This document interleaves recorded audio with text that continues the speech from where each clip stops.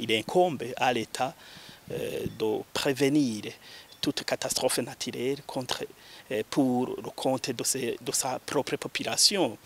L'État doit s'acquitter de cette obligation, y compris même l'obligation d'entretenir toutes les installations électriques de façon régulière afin que les prisonniers puissent avoir une sécurité saine et rassurante.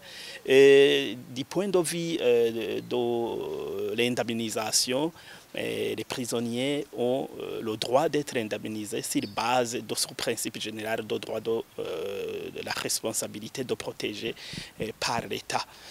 Aussi, si l'on s'en tient aux déclarations très actives du ministère de l'Intérieur et de la Sécurité publique pour dire que ça a été dû par un court-circuit, c'est une affirmation très laconique et qui ne rassure pas, une affirmation dubitative et saugrenue, parce qu'on ne peut pas mener une investigation en laps d'une demi-journée.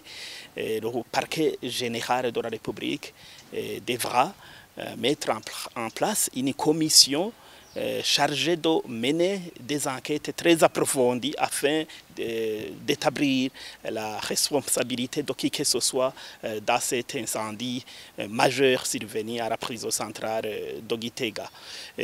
Comme je le disais, au niveau des indemnisations, l'État a l'obligation d'indemniser ces prisonniers qui ont été donc incendiés, qui ont été grièvement blessés et d'autres qui sont morts sur base du principe général de droit de la responsabilité de protéger par l'État.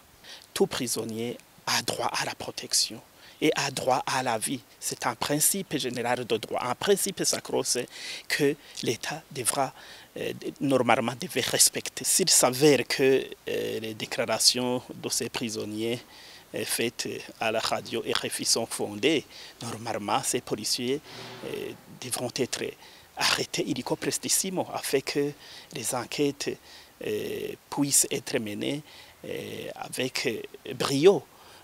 Si ces informations sont véridiques, normalement ces policiers devront être mis en examen par le parquet général de la République afin d'établir la responsabilité de qui que ce soit. Mais aussi même l'État devra être attaqué en justice par les prisonniers si ces affirmations sont fondées sur le droit, la véracité des faits, la véracité juridique.